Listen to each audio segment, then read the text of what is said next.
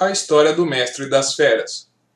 Um conto sobre você, sobre a história dos quadrinhos e sobre a história das histórias. A didática desta videoaula foi inspirada no reverso do Revirado da Turma do Gordo, em O Gênio do Crime, escrito por Marinho, e na narrativa do livro A Grande História da Evolução, de Richard Dawkins, apaixonadamente propagandeada pelo Dr. Careca. Pretendo contar a sua história, ou mais atrevidamente ainda, a dos seus genes, começando dos dias atuais e rumando para o passado, como se você estivesse a voltar no tempo em busca de seus próprios ancestrais e concestrais, termo cunhado por Dawkins para se referir aos mais recentes ancestrais compartilhados por duas linhagens quaisquer. Então, vamos à jornada. O Mestre das Feras.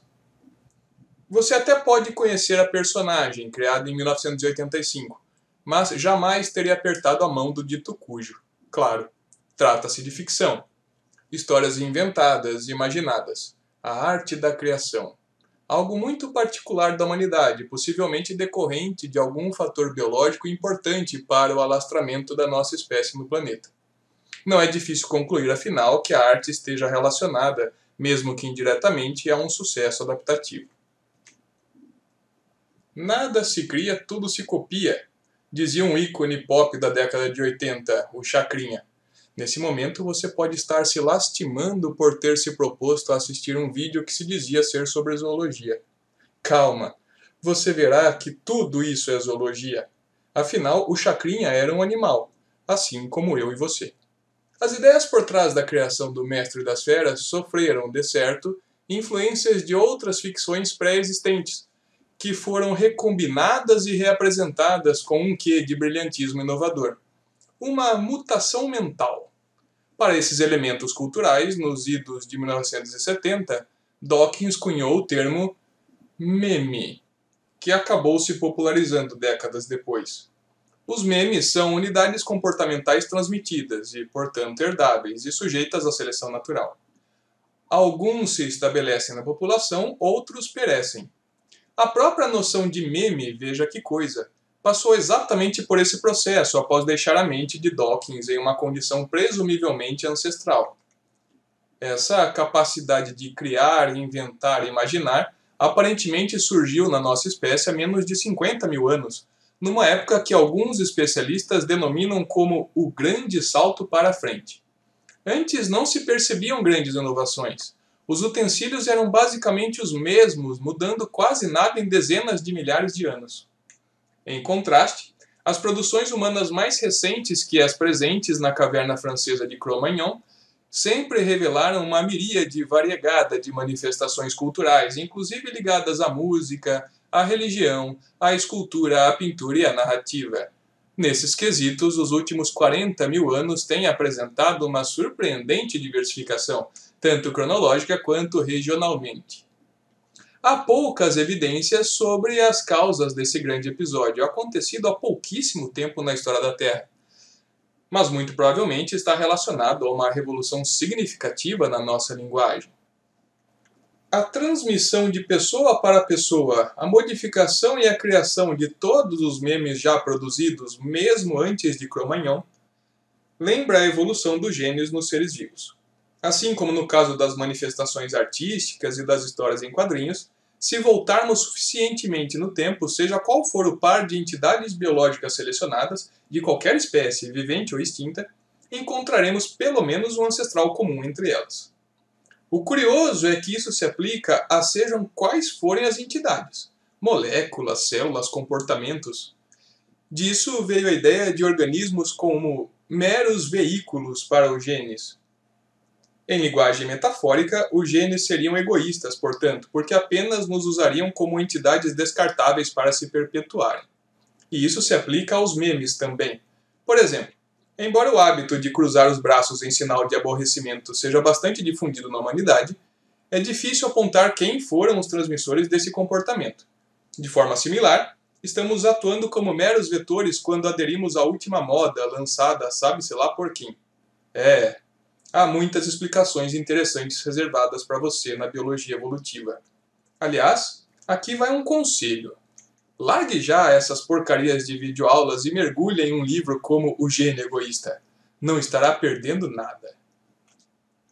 Mas, se voltássemos suficientemente no tempo, incluindo todos os membros da espécie humana desde nosso último concestral com outra espécie, seja ela vivente ou fóssil, descobriríamos ao nos compararmos com esse grupo externo que temos algumas características exclusivas, algumas autapomorfias, que sejam essas. 1. Sobressenho discreto. Essa adaptação selecionada limita menos o campo visual superior e ainda evita que a já volumosa cabeça humana, cujo neurocrânio em média beira os espantosos 1.300 cm3, seja ainda maior. O cérebro grande deve ter compensado a perda da proteção aos olhos que o sobressenho saliente propiciaria, por exemplo. 2. Neotenia. O crescimento alométrico dos mamíferos faz com que, em geral, os jovens tenham neurocrânio, região do crânio que abriga o encéfalo, proporcionalmente maior que o dos adultos, quiçá uma adaptação que privilegia o aprendizado logo no início da vida. Os humanos, porém, demoram para apresentar mudanças acentuadas na forma corporal. Em outras palavras, somos mais lentos para amadurecer que os demais mamíferos, inclusive morfologicamente. Mesmo os adultos humanos são atipicamente mais parecidos com os bebês. É quase como se fôssemos bebezões por toda a vida, quando nos comparamos a outros mamíferos. Ora, somos plenamente adultos durante pouco mais de metade da vida, algo incomum para um vertebrado. A retenção de características juvenis e o retardo no amadurecimento, neotenia, talvez sejam relacionados à maior seleção do tamanho das cabeças ao longo de toda a vida. Além disso, há o cuidado parental prolongado que diminui a pressão seletiva para que ocorra um amadurecimento rápido dos juvenis. 3. Queixo proeminente. Curiosamente, as caveiras humanas possuem queixo projetado para frente. Alguns dizem que isso é decorrência da deformação da face e do aparato bucal devido às seleções para a fala e para o aumento do volume cerebral. Porém, há quem defenda que esse queixo esteja relacionado a um maior equilíbrio de forças na mastigação. 4. Íris reduzidas. Podemos ter essa como uma apomorfia humana com segurança apenas se não considerarmos as espécies fósseis, já que os olhos delas não foram preservados. Em todo caso, perceba como, nos demais animais, a íris normalmente toma conta de quase toda a parte externamente visível dos globos oculares, algo que não acontece entre os humanos. Em nossos olhos, a íris é reduzida, deixando quase metade da porção externamente visível dos globos para a esclerótica. As adaptações por trás disso não são óbvias. Além da questão sobre a regulação da quantidade de luz captada para enxergar, pode haver algum fator envolvido com a comunicação facial. Por exemplo, é fácil notar quando alguém está dirigindo um olhar para você, mesmo que não lhe volva a face diretamente. Nossa espécie se originou há pouco mais de 150 mil anos, há cerca de 5.000 gerações, provavelmente no Velho Mundo, quando se divergiu da espécie irmã a partir de nossa primeira concestral. Nossa potencial espécie irmã talvez não esteja extinta, ou se estiver, pode ser que esteja tanto quanto a Homo sapiens. Com notáveis narinas e sobressenho, aprecio uma reconstrução facial de um representante dela, bem como a réplica de um crânio à esquerda, bem parecida com a de um humano à direita, né? Percebo quão grande é essa cabeça, ainda que com um neurocrânio proporcionalmente menor, para um esqueleto à esquerda que era só um pouco mais robusto que aquele que estamos habituados a ver na escola à direita. Possivelmente, esses seres eram fisicamente mais impressionantes que os humanos modernos. Esses são os neandertais, encontrados pela primeira vez no Vale Neander, atual Bélgica. Um ponto muito debatido desde o século XX é o possível intercruzamento entre os assim chamados Homo neanderthalenses e Homo sapiens. Essa hipótese tem ganhado simpatia dos pesquisadores desde 2012. Se de fato ocorreu, então muitas possibilidades se abrem. Talvez a espécie de humanos atual possa ser uma terceira, resultante de uma especiação reticulada entre as outras duas, que teriam sido extintas ao se coalescerem. Há quem estime uma data para a extinção de Homo neanderthalensis, cerca de 40 mil anos atrás, apesar de poder ter se originado há mais de 100 mil anos, se considerarmos o tempo mínimo de surgimento registrado para a suposta espécie irmã Homo sapiens. Dados o escopo desta aula e a enorme diversidade dos animais que serão estudados daqui para frente, ou seria daqui para trás, passarei a mostrar apenas algumas linhagens. Muitas espécies serão deixadas de lado em nome da didática. Por isso, quando for estudar o tema, lembre-se, a história contada nesta aula é apenas uma sobre as espécies aqui apresentadas neste contexto. Extrapolações, como quase sempre, deverão ser feitas com cautela. Sinapomorfia para esse encontro. 1. Quociente de encefalização entre os mamíferos maior que 6. O volume cerebral das duas espécies é digno de nota e, com devidas ressalvas, sugere as complexidades comportamentais exibidas por elas. Essa característica pode ser representada quantitativamente por meio de um cálculo alométrico adaptado por H. Garrison, que considera um grupo de referência. No caso, para se ter uma ideia, o QE dos chimpanzés é de 2,5, enquanto que o dos cães gira em torno de 1,1. Se bem que os golfinhos podem passar de 5 nesse quesito. Levando isso em conta, continuemos nossa peregrinação ao passado, agora acompanhando a espécie hipotética que, em um suposto evento cladogenético, resultou em Homo sapiens e em Homo neanderthalensis. Há pouco menos de 2 milhões de anos encontraríamos na África os Homo ergaster, que interromperam sua caminhada na Terra há cerca de 250 mil anos. Os Homo ergaster possuíam uma face mais inclinada que a dos humanos, além de sobressenho mais proeminente e menor neurocrânio, bem como queixo um pouco mais recuado. O queniano menino de Turkana, datado de quase 1,5 milhão de anos, indica a moderada robustez do esqueleto pós-craniano dos ergastos, mas também chama atenção para outro aspecto. Os ergastos poderão ser capazes de falar, embora não com a desenvoltura dos Homo sapiens.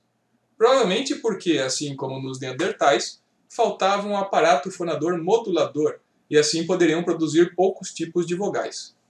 Por outro lado, segundo o linguista Steven Pinker, imilingue que in pequeninimir de vigis e indice impedicir bistinte expressive. Cá entre nós, nenhuma novidade para quem já se divertiu com o Mussum dos Trapalhões. Além disso, parece perdurar um debate na comunidade científica sobre uma possível sinonímia entre os nomes Homo ergaster e Homo erectus, já que há dúvidas a respeito da identidade dessas espécies. Até que se resolva isso, preferirei usar o primeiro nome, porque é mais indicativo do modo de vida desses animais, marcadamente usuários de ferramentas de pedras, madeiras e ossos. A palavra ergaster vem de trabalhador, operário, em grego. Especula-se que usavam fogo também. Por fim, recomendo fortemente que você não faça nem como alguns paleontólogos, nem como o aclamado Richard Dawkins. Não caia nessa. Não trate de antemão as espécies fósseis como ancestrais de outras.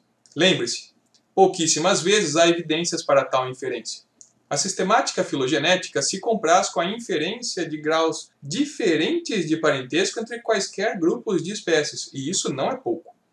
Se você não pegou a ideia, sugiro pela segunda vez que abandone essa videoaulinha xarope e leia a primeira página que serve de uma pesquisa no Google com as seguintes palavras: que os elos permaneçam perdidos. Bote lá!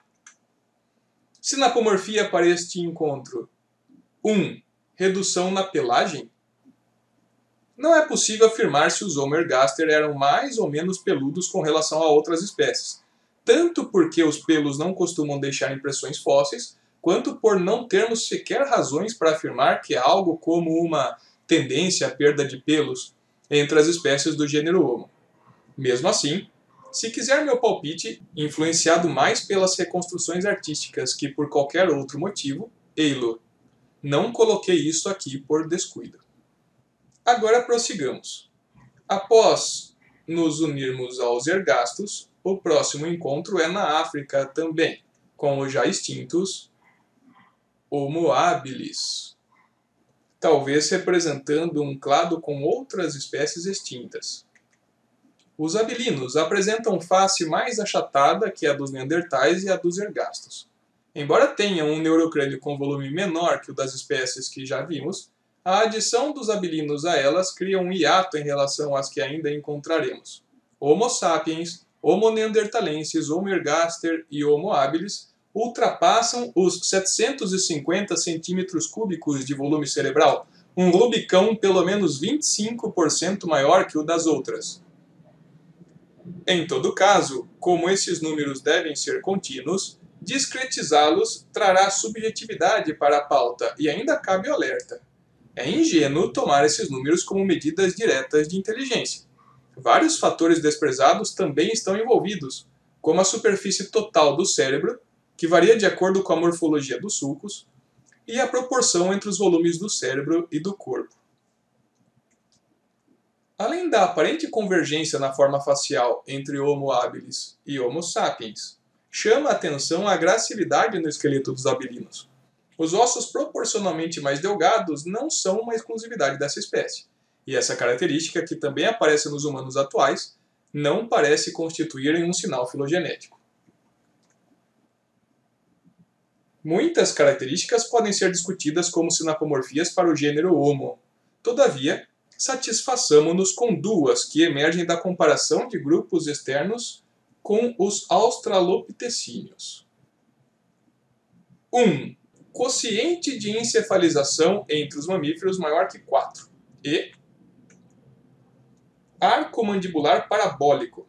Especialmente o osso dentário ou mandíbula apresenta um arco distinto nos Homo, com um ângulo mais aberto semelhante ao de uma parábola, diferente do que encontramos em outros animais, em que a arcada lembra um retângulo ou um triângulo. Essa deformação está provavelmente relacionada tanto à perda de espaço craniano devido ao entumecimento cerebral, quanto às adaptações bucais para a fala. Não obstante, nem tudo é um mar de rosas. A seleção dessa forma de mandíbula teve de compensar consequências negativas, tal qual a redução do comprimento da arcada dentária, acarretando a diminuição do tamanho dos dentes e, eventualmente, a falta de espaço para eles. Talvez seja por isso que existam tantos ortodontistas e extratores de sisos mundo afora. Voltando um pouco mais, chegamos ao concestral de Homo e Australopithecus, gênero que perdurou por pouco mais que 1 milhão de anos no planeta. O nome não deriva diretamente do país Austrália, como alguns imaginam, mas sim da composição das palavras australis, sulino em latim, e pithecus, macaco em grego. Todos são originários do sudeste africano. Algumas celebridades fazem parte desse gênero, como Lucy e Littlefoot. Lucy foi aventada simbolicamente como ancestral humana, ainda que Littlefoot seja mais antigo e tenha dado mais trabalho, tendo tido o esqueleto extraído apenas em 2017, depois de mais de 20 anos de labuta. Apesar das ressalvas contra esse tipo de inferência, notícias como Extra! Extra! Achado o primeiro ancestral humano! Rendem ibope a despeito da avalanche de imprecisões teóricas que incorporam. O maior tamanho da face, as projeções anteriores da maxila e da mandíbula, o relativamente menor neurocrânio e o sobrecenho destacado contrastam com as características encontradas entre os Homo. Mas cuidado aqui, hein? Nada de elos perdidos entre humanos e macacos. Eis mais um conceito esburacado, teoricamente. Eu explico mais sobre isso em meu livro, O Águas Livres. Mas beba direto da fonte, se puder. O livro O Maior Espetáculo da Terra, por exemplo, saiu das mãos de um escritor vastamente mais habilidoso que esse improvável youtuber que vos fala. Note como esses animais tinham, comparativamente aos humanos, um aparelho bucal mais poderoso em termos de mastigação. Por outro lado, como diria o saudoso mestre Heraldo, tudo não terás. O investimento em mastigação limita a expansão do neurocrânio.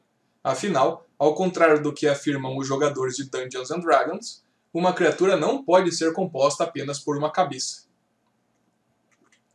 As morfologias da coluna, da caixa torácica, da cintura pélvica, dos membros posteriores, dos pés e de icnofósseis, como as pegadas de Laetoli, atestam a postura bípede dos australopitecíneos. Não devia se tratar de um caminhar muito ágil, nem elegante, é verdade. Mas esses eram animais versáteis, que talvez contassem com o comprimento dos membros superiores para se equilibrarem, tal qual um gibão, e ainda retinham uma boa estrutura corporal para a escalada. O concestral de Homo e Australopithecus viveu provavelmente na África há mais de 5 milhões de anos. Dessa espécie hipotética, descenderam todos os hominina que herdaram sinapomorfias como 1. Osso pré-maxilar verticalizado. Os pré-maxilares encontram-se adjacentes aos dentes incisivos na boca humana, e por isso também são conhecidos como ossos incisivos. Essa disposição deve estar relacionada com o formato da boca para a vocalização, a maior capacidade de prender, de segurar os alimentos, pois há maior ângulo interno entre os dentes incisivos superiores e inferiores, e o encurtamento do focinho, compensando o aumento que haveria na cabeça pelo fato de o animal ser cerebrudo. 2. Caninos reduzidos. Mesmo os australopitecíneos, com mandíbulas mais possantes, são desprovidos de caninos longos. Entre esses animais, as mordidas devem ter perdido vez para os socos, pontapés, pedradas e pauladas como formas de defesa. A redução dos caninos, portanto, é uma vantagem. Produzi-los pequenos não só leva a uma economia de matéria e energia, como diminui os riscos de fratura dentária. As mordidas frontais desses bichos acabam tendo mais caráter de prender e puxar do que de rasgar e perfurar. 3. Bipedalismo. Uma das mais esquisitas adaptações entre todos os mamíferos, o bipedalismo é impactante porque depende de profundas modificações na musculatura e no esqueleto pós-cranianos. Os membros posteriores se alongam, a cintura pélvica se estreita, dificultando, porém, o parto, a caixa torácica e os membros anteriores se reduzem, a coluna vertebral adquire um desenho diferente, dentre outras adaptações. Você já reparou, por exemplo, no tamanho relativamente avantajado das nádegas humanas? Mesmo eu, um esquálido professor de biologia quarentão, tenho glúteos capazes de atiçar qualquer cãozinho anti-carteiros. Essa região polpuda de nossa anatomia contém um dos mais importantes grupos musculares para o caminhar. Mas, por outro lado, também é culpada por dependermos tanto de sabugos de milho, folhas de bananeira, jornais ou papéis higiênicos. Afinal, não é por acaso que o que evacuamos daquele orifício ali bem enfiadinho saia como sai, nem que lambuze como lambuza. De qualquer maneira, caminhar em 2 pés teve um valor adaptativo significativo, tanto que há quase uma dúzia de hipóteses sobre as pressões seletivas que levaram à fixação dela nos hominina. Todas têm méritos e problemas, mas analisarei só algumas e mesmo assim de forma superficial. A. Velocidade cursorial. Os primatas em geral, com exceção dos babuínos, por exemplo, são desengonçados e lerdos em movimentação quadrúpede. O problema é que, mesmo com a corrida bípede, ainda ficamos aquém da velocidade desempenhada pelos nossos potenciais predadores. Além disso, outras linhagens de hominina que duraram por mais tempo na história da Terra que os velocistas Homo sapiens, como os australopithecus, tiveram bipedalismo fixado mesmo sendo mais lentas. B. Campo de visão ampliado. Tanto em meio aos arbustos quanto, nas hipóteses mais arrojadas, nadando. C. Economia energética. Na década de 70, foram feitas experiências fisiológicas em esteiras comparando o dispêndio energético em chimpanzés e humanos em locomoções quadrúpede e bípede. As diferenças não foram estatisticamente significativas, e desde então essa hipótese deixou de receber atenção. D. Grau de exposição dos órgãos sexuais. A postura bípede favorece que os portadores de cada tipo de genitália exibam o pênis ou ocultem a vulva. Segundo a cientista Maxine Sheets Johnston, essa teria sido a pressão seletiva preponderante para a fixação da postura ereta. E. Transporte de objetos. Caminhar sem as mãos as libera para que se transportem mais objetos, mais alimento especificamente. F. Arrefecimento. Uma postura bípede minimiza a captura de energia solar pelo corpo e favorece a ventilação, levando a estratégias mais eficazes para a dissipação de calor. G. Capacidade de se agachar. Jonathan Kingdon propõe que a postura bípede tenha sido selecionada a partir de uma exaptação. Segundo essa teoria, o hábito de comer de cócoras, ou de pernas cruzadas, assim propõe o não especialista Peterson Lopes, seria mais incômodo e permitiria movimentos mais eficientes das mãos para manipular os alimentos. Bem, meu amigo de infância Mamão costumava jogar bolinhas de gude agachado de forma inusitada, com os joelhos unidos abaixo da linha da pelve. Mas algo me diz que o conjunto amostral composto por uma única criança com apelido de fruta não me permite fazer generalizações para a evolução dos hominina. H. Seleção sexual. Richard Dawkins costuma apelar para essa explicação quando uma espécie apresenta algum caráter aberrante. E ele não vacila ao fazer isso. Afinal, se por algum motivo, que seja até por uma mutação neutra bem-aventurada, os indivíduos de um sexo passarem a se interessar reprodutivamente por uma característica extravagante presente nos do outro, isso deve levar a taxas maiores de acasalamento entre eles pelas simples economias na busca de parceiros e na execução de rituais amorosos. Dessa forma, os alastramentos dos genes tanto para a característica aberrante quanto para a atração pela característica aberrante estariam assegurados para a próxima geração. Que combinação poderia ser mais gloriosa? Neste encontro, trombamos com um gênero que inclui duas espécies atuais e o respectivo ancestral delas. Separadas pelo rio Congo, as populações de bonobos e chimpanzés comuns reservam algumas diferenças entre si. A despeito daquelas relacionadas ao tamanho e à coloração, as mais interessantes são culturais. Por exemplo, na resolução de impasses. Enquanto aqueles chafurdam nas devassidões inventivas dos coitos fogosos, os últimos tendem mais para belicosidades de meticulosas a deliberadas, chegando a travar guerras locais e a desenvolver táticas simples de guerrilha.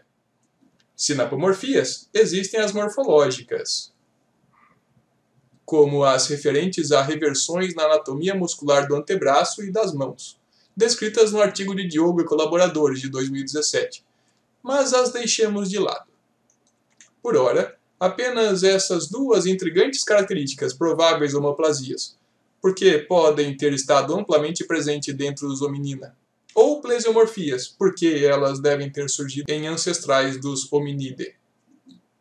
1. Cultura. Por cultura, refiro-me ao aprendizado e à transmissão social de comportamentos, tanto entre pares quanto através das gerações.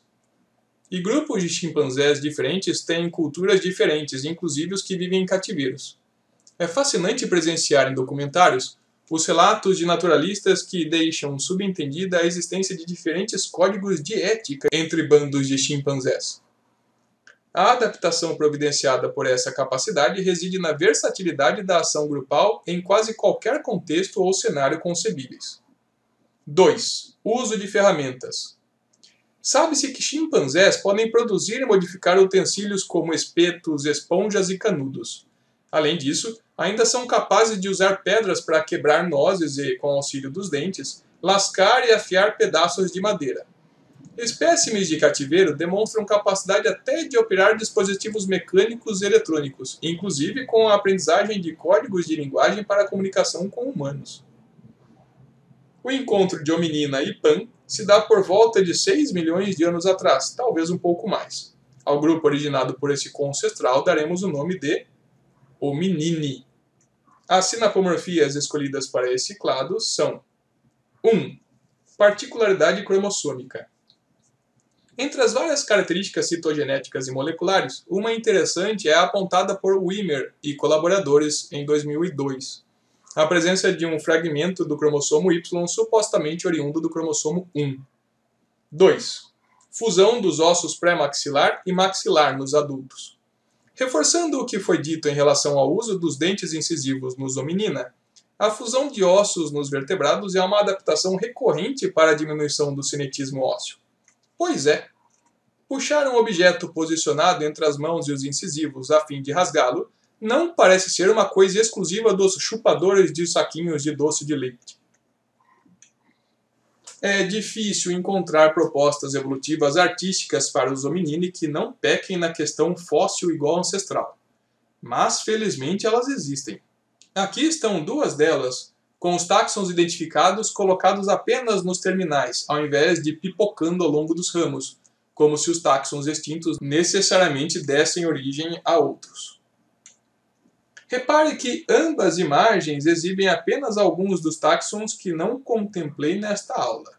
Da mesma forma, deixarei de comentar muitos outros em nossa viagem temporal. Assim como quando vamos a um parque, não conseguimos ver com detalhes todos os animais que lá habitam em apenas uma visita rápida. Por falar nisso, continuando na máquina do tempo, vemos o odômetro cronológico reverso já superando os 7 milhões de anos. Assim, começamos a vislumbrar o encontro entre os hominini e as duas intimidantes espécies de gorila. Apesar de serem tão altos quanto os humanos, os gorilas costumam ser mais corpulentos. Os machos, por exemplo, não raro ultrapassam os 200 kg de massa. Ainda assim, os gorilas não são os maiores primatas que já existiram. Os gigantopithecus, mais aparentados aos orangotangos, foram contemporâneos dos primeiros Homo sapiens e eram quase 2 vezes maiores que um gorila. Sinapomorfias. 1. Herbivoria. Apesar de serem fortes e bem armados, com caninos e mordidas aterradores, os gorilas são estritamente herbívoros, mas podem ser selvagemente agressivos quando acuados ou quando protegem o bando. Entretanto, nas ocasionais disputas sexuais com outros machos, os conflitos raramente terminam com ferimentos graves para o perdedor. 2. Dimorfismo sexual pronunciado. Entre os gorilas, o dimorfismo sexual é muito maior que nos hominini, sobretudo em relação ao tamanho do corpo. O custo para a criação de um jovem macho, embora seja maior que o de uma fêmea, acaba sendo compensado geneticamente, porque esse filhote poderá se reproduzir com muitas fêmeas na idade adulta, se obtiver um harém que é exclusivo. Uma curiosidade: por ter fecundidade quase assegurada para uma boa parcela dos espermatozoides produzidos, os machos têm testículos diminutos. Um contraste tão insólito para tamanho corpanzil que, em 2016, chegou a escandalizar o Sr. Mustafari. 3. Crista sagital. Um crânio de gorila é, particularmente nos machos, dotado de enormes cristas sagital e nucal. Essas cristas são responsáveis, respectivamente, pela origem dos músculos temporais e pela inserção dos músculos dorsais do pescoço, garantindo mordidas que podem ultrapassar os 900 newtons por centímetro quadrado de pressão, maior que as dos grandes felídeos e similar aos socos mais potentes já registrados entre os boxeadores pesos pesados. 4. Volume músculo peitoral.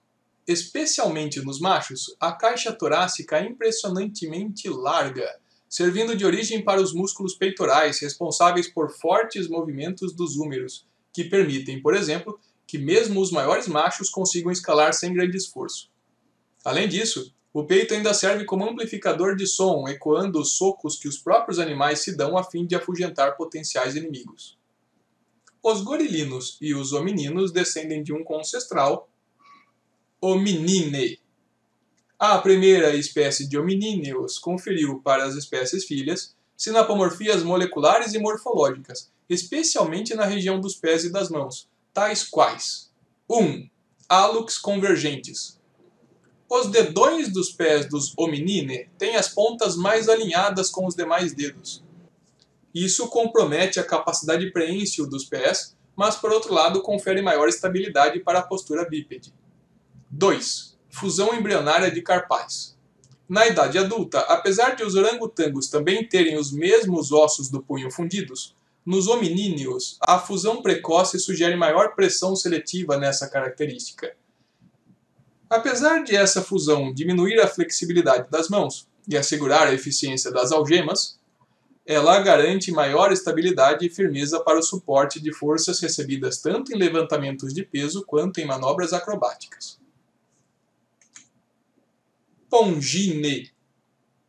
Com longos membros anteriores, os exímios escaladores e braqueadores pongíneos são frequentemente conhecidos pelo nome popular de orangotangos.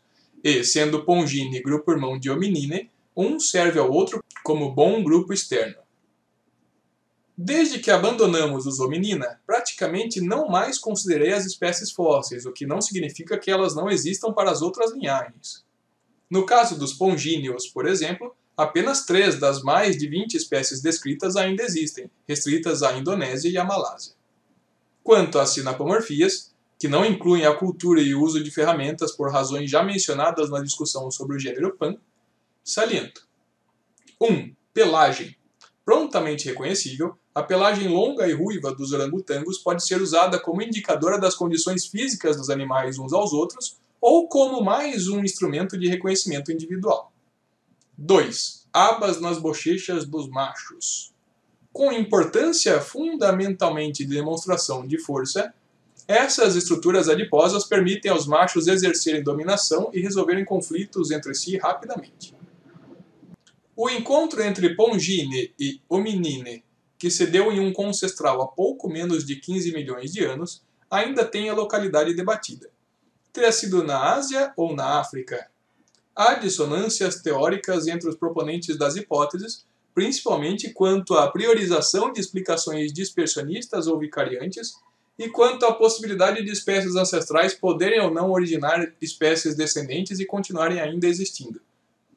Em todo caso, onde quer que tenha surgido, o concestral hominide inaugurou uma linhagem que é suportada por 1. Dados moleculares específicos.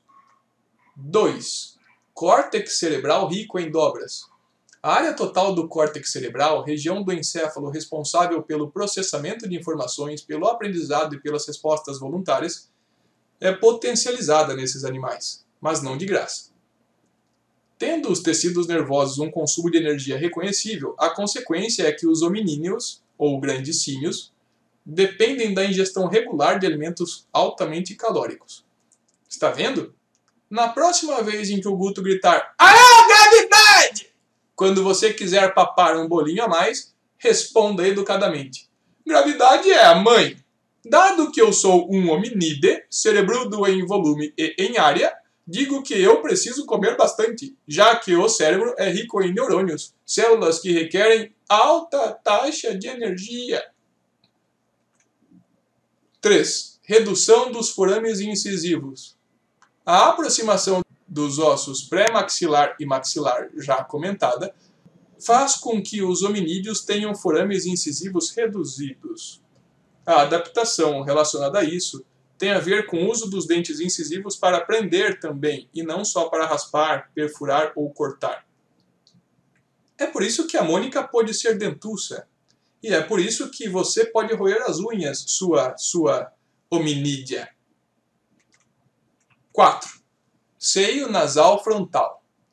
Na região parassagital entre a testa e as narinas, sob os ossos frontais, os hominídeos possuem uma cavidade que se comunica com a nasal e forma espaços que ajudam a aquecer, umedecer e filtrar o ar inspirado, além de influenciar na morfologia da face, na leveza do crânio e na reverberação do som. No gênero Homo, essa estrutura é menos conspícua que em outros hominídeos. Se você sofre com sinusite, por exemplo, agradeça por não ser uma gorila. De outra forma, qualquer espirro poderia se transformar em uma enxurrada verde abacate à la O Exorcista. Com mais que o dobro das espécies atuais de hominídeos, o grupo irmão deles é Hylobatidae, táxon cujo nome deriva do grego andarilho das florestas. Em geral, as 18 espécies viventes de gibões são compostas por indivíduos territorialistas aguerridos que contam com admirável poderio fonador para divertir invasores. São também reconhecidos pelas impressionantes habilidades de 1. Braquiação, relacionadas ao alongamento dos membros anteriores e à ultraflexibilidade dos pulsos. Às vezes, ao observar o comportamento dos gibões, dá a sensação de que até eles mesmos reconhecem que são mestres ginastas. 2. Habilidade bípede. Porém, ao contrário do que se esperaria em animais com membros anteriores tão compridos, os gibões perdem só para os humanos na destreza ao caminhar com apenas 2 pés em linha reta entre os mamíferos. Usando os membros anteriores como instrumentos de equilíbrio, aliás, eles seriam invejados até pelos mais intrépidos acrobatas de corda bamba.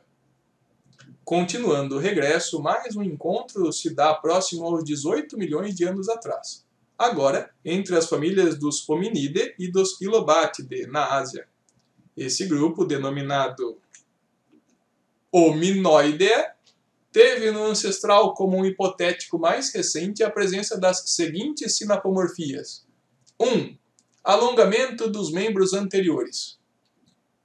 Em geral, nos mamíferos quadrúpedes, os membros anteriores têm aproximadamente o mesmo comprimento dos posteriores, condição que, como se vê, sofreu uma mudança no concestral dos hominoides, embora tenha sido revertida nos hominina.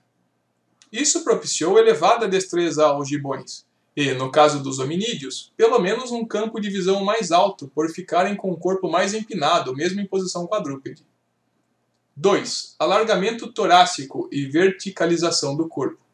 Comparados à maioria dos macacos, os hominoides têm distância entre os ombros relativamente grande e por isso demonstram dificuldades para caminhar quadrupedalmente em lugares estreitos. Com ombros mais afastados e bons jogos de cintura, por outro lado, o deslocamento ereto é mais viável até pelo aumento na envergadura. Tanto que, enquanto esquilos, gambás e micos percorrem galhos com as quatro patas, os agilíssimos gibões singram com o corpo na posição vertical, pendurando-se só com as mãos. 3. Perda da cauda. A coluna caudal nesses animais sofreu drástica compactação, formando cóccix, ainda que a redução da cauda possa ser notada também em outras linhagens de mamália, como em algumas outras espécies de primatas, em linces, urcídeos, eretizontídeos, quirópteros, fascolarctídeos, talpídeos, tenrecídeos, cricetídeos, caviídeos e dasyproctídeos. Que isso tenha sido selecionado nos hominídeos é plenamente aceitável, mas nos gibões? Apesar de todas as funções que as caudas apresentam em diferentes espécies de mamíferos, comunicação, reserva de gordura, natação, impulsão para o salto, afastamento de parasitas, equilíbrio, paraquedas, etc., nenhuma delas parece ter feito falta para os gibões. Afinal, quando caminham eretos, caso em que a cauda seria um empecilho, equilibram-se com os membros anteriores.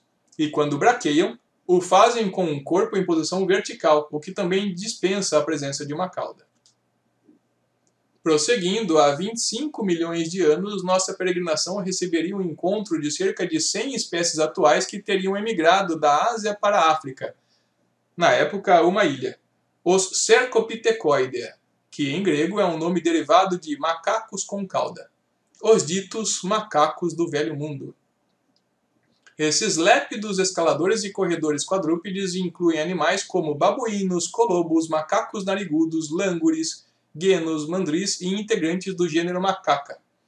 Algumas dessas espécies podem formar bandos com mais de 30 indivíduos. Além dos atemorizantes caninos que os indivíduos de algumas espécies apresentam, uma característica particular do Cercopithecóidea, os quais, diga-se de passagem, também já foram flagrados usando ferramentas, é a bilofodontia, a presença de molares com duas cristas. Em termos de alimentação, isso significa que esses animais, em geral onívoros, são capazes de dilacerar alimentos com molares, dentes que, no caso dos demais primatas, bunodontes, são destinados à trituração de alimentos. No fundo da boca, essas cristas cortantes funcionam como guilhotinas, ou ainda como a região fulcral das lâminas de uma tesoura. A espécie concestral desses macacos com dentes bilofodontes e dos hominoides foi batizada como a primeira Catarrhini, do grego narinas para baixo, que inovou ao apresentar menstruação completa. Essa característica está relacionada ao hábito sexual dos catarrinos. Nesses animais, a fertilidade feminina se dá ao longo do ano todo, com o ciclo menstrual sendo responsável pela constante produção do endométrio uterino, que, no caso de ausência de fecundação, é descamado e eliminado, resultando na hemorragia chamada de fluxo menstrual. Isso não se percebe em outros animais, e é por isso que você não precisa comprar absorventes para uma fêmea de São Bernardo. Nos demais mamíferos, há a formação estacional do endométrio, nos períodos de estro ou cio. Porém, na ausência de fertilização, esse endométrio é reabsorvido, praticamente não havendo sangramento. 2. Narinas ventrais. Os catarrinos possuem aberturas nasais próximas uma da outra e voltadas ventralmente ou frontalmente. Com isso, talvez a captação espacial de odores fique um pouco limitada, mas a entrada de água ou suor nas narinas se torne menos provável e o olfato acabe sendo mais focalizado. Pelo jeito, foi uma adaptação aceitável. De qualquer forma, o olfato não é lá um sentido do qual os primatas costumem se orgulhar mesmo. 3. Redução da quantidade de pré-molares. Nos mamíferos, regularmente a redução de quantidade de dentes está associada ao aumento da especialização alimentar ou da pressão de mordida, devido à tendência de redução da área de aplicação da força. No caso dos catarrini, a perda de 4 pré-molares, 1 por quarto de arcada, deve decorrer de uma dieta baseada em alimentos menos duros e fibrosos, uma vez que os dentes perdidos trituradores cederam espaço não só para outros pré-molares e molares, mas também para dentes cortantes, incisivos e caninos, e perfurantes, caninos. Como se vê, quase toda estratégia tem suas virtudes, cabendo aos ambientes selecioná-las. É por isso que não se deve assumir que uma espécie é mais adaptada que outra, e nem mesmo que está mais adaptada, a menos que, nesse último caso, tenhamos informações suficientes sobre os ambientes em que cada uma delas está inserida. Mais um exemplo disso será visto no grupo irmão de Catarrhini, que traz boas novas do Novo Mundo. Iguais, mas diferentes. Com vocês, os Platyrrhini, do grego narinas achatadas. Uma linhagem típica das Américas que inclui o acaris, macacos-aranha, macacos barrigudos, bugios, macacos-prego, macacos da noite, tamaris, micos e saguis. As apomorfias para o grupo incluem 1. Narinas achatadas, ou seja, com as aberturas voltadas para os lados, mais apropriadas para rastrear odores. 2. Caudas preenseis, pelo menos parcialmente, sendo que em algumas espécies, como a dos macacos-aranha, atuam praticamente como um quinto membro. 3. Por fim, detalhes nas paredes laterais cranianas e nos tímpanos influenciam, respectivamente, o formato da cabeça e a capacidade auditiva dos platyrrhinos. Nessa nossa jornada reversa, apesar de os Platyrrhini terem chegado das Américas, agora no ano 40 milhões a.C., estão se unindo na África com os irmãos do Velho Mundo em uma única espécie, a concestral deles, para seguirem rumo ao passado. É o trem dos Anthropoidea. As sinapomorfias selecionadas para eles são 1. Ossos frontais fundidos. Os corpos em geral maiores dos antropóides também podem resultar em maiores impactos, sejam por quedas, lutas, etc. Nesse cenário, a fusão de ossos ocasionando redução da já pequena motilidade entre as metades esquerda e direita do crânio parece uma clara vantagem adaptativa. 2. Fusão da sínfise mandibular. O mesmo que foi dito para os ossos frontais vale para os ramos mandibulares. Maior robustez, menor flexibilidade.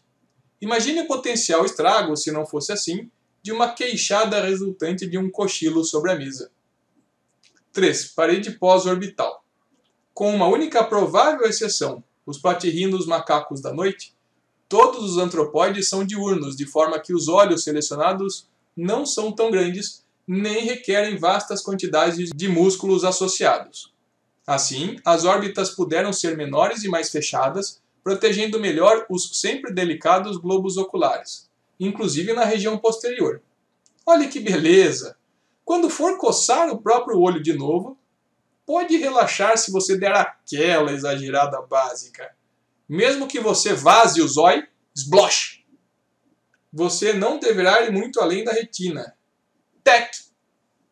O grupo que agora entra, vindo dos tempos contemporâneos para se unir aos Anthropoida, é o dos Tarsidae. Os olhos! Digo, os pequenos e saltadores társios, que por serem capazes de dar saltos mais de 10 vezes mais longos que o comprimento do corpo deles, já foram chamados de rãs peludas. Bem, se eu fosse um társio, eu perguntaria por que não chamar as rãs de társios lisos. As autapomorfias desse táxon, atualmente restrito à região Indonésia e com cerca de uma dúzia de espécies viventes descritas, incluem 1. Olhos. E que olhos! Os gigantescos olhos desses animais não têm tapetum lucidum refletor ao fundo. Provavelmente uma porta evolutiva trancada pelos primeiros primatas, seres diurnos. A consequência disso é que o tamanho dos olhos, a fim de captar o máximo que podiam de fótons noturnos, foi um fator intensamente selecionado. Como um brinde inesperado, por outro lado, os olhos dos társios não brilham na escuridão, deixando-os passar despercebidos. Como se não bastasse, não chegaram a perder os 3 tipos de cones na retina, o que lhes garante visão a cores, mesmo com pouca luz. 2. Pescoços amplamente rotantes. Apesar de contar com os músculos oculares extrínsecos, as articulações da coluna cervical dos társios são admiráveis, permitindo que eles possam enxergar sem dificuldades todo o entorno sem precisar se deslocar, só girando os olhos e a cabeça. 3. Unhas e garras. Os tarcídeos, como todos os antropóides, possuem unhas achatadas, exceto nos dígitos 2 e 3 das mãos, que contêm garras com função ligada à higiene pessoal. Lembro-me agora de um conhecido que deixava a unha do dedinho esquerdo crescer com exatamente as mesmas alegações. O problema é que, diferentemente dos társios, a pelagem dele não era farta. Então pergunto-me, o que será que ele limpava com aquela unhinha? Os Tarsiidae e os Anthropoidae, há cerca de 60 milhões de anos, aglutinam-se para continuar a jornada. A concentral agora é a primeira espécie de Aplorhini, que significa algo como narinas secas. As sinapomorfias morfológicas selecionadas para esse clado são 1. Focinho com pelagem curta. A região anterior do focinho, ao redor das narinas, possui pelagem semelhante à do restante do corpo. Repare que você não tem as vibriças bigodinhas, que seus gatos têm, por exemplo.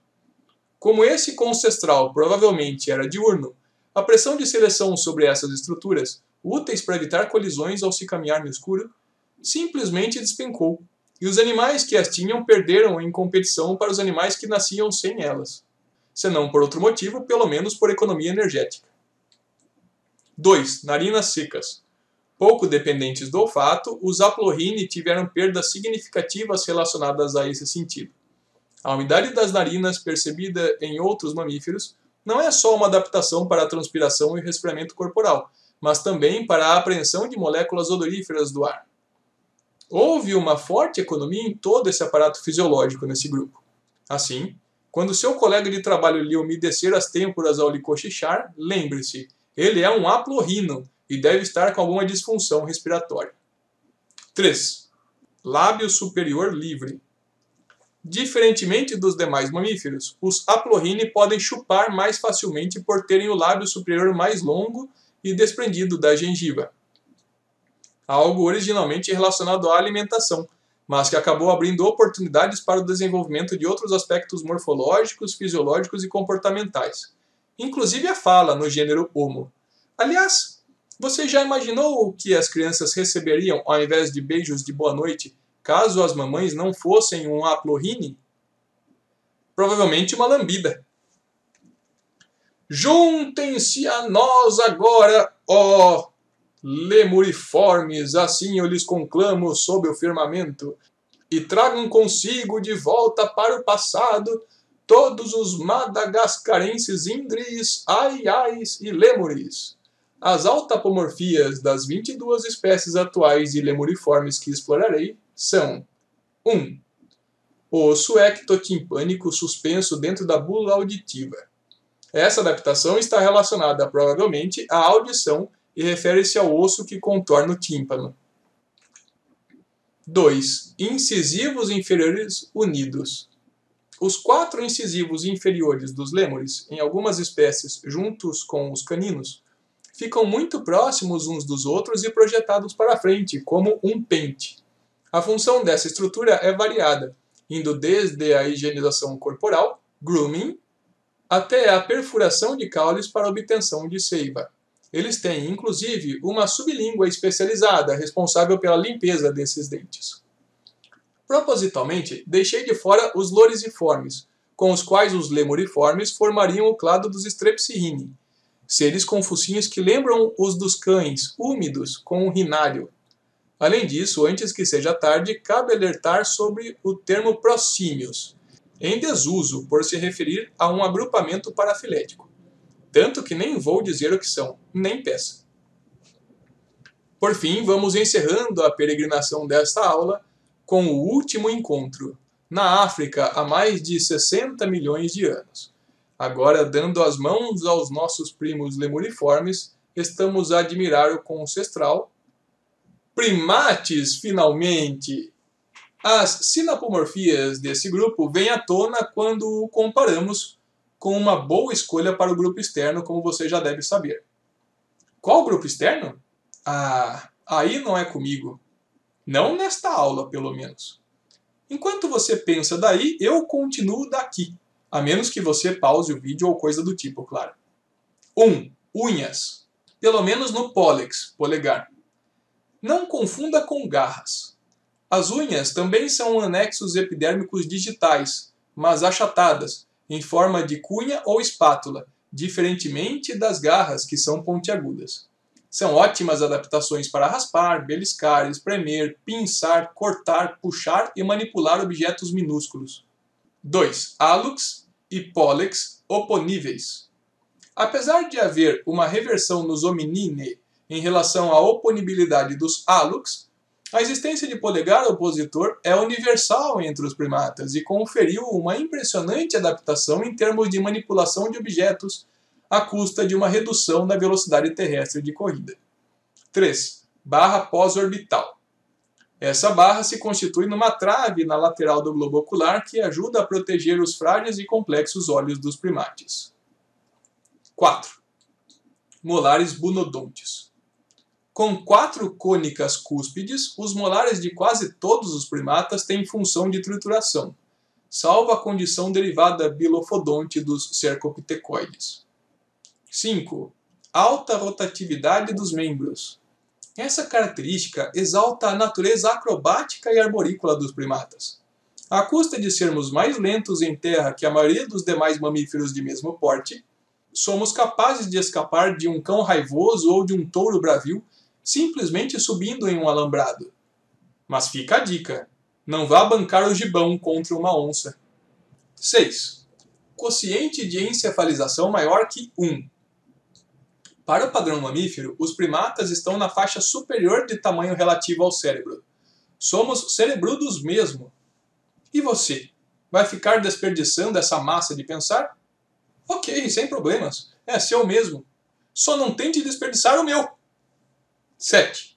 Apenas 2 glândulas mamárias.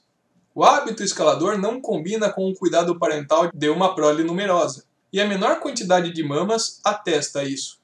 A redução na quantidade de filhotes por gestação e o cuidado parental prolongado também acabaram incentivando hábitos sociais. Primatas, no geral, gostam de estar em uma patota. 8. Visão colorida em 3 cores.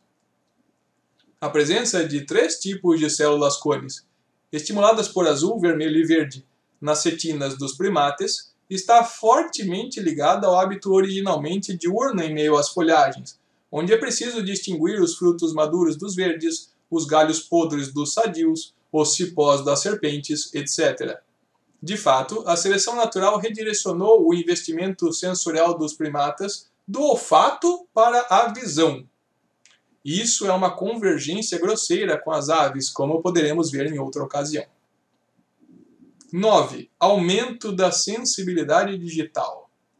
A quase inigualável sensibilidade tátil dos primatas, especialmente nas extremidades distais dos dedos, evidencia a importância que as mãos e os pés tiveram para a evolução dos membros desta ordem. De outra forma, provavelmente até a capacidade de utilizar ferramentas teria sido menos explorada evolutivamente. Por hoje é só. Foi um prazer ter sua atenção aqui. Agora fique com uns exercícios para se aperfeiçoar. Um forte abraço e até a próxima!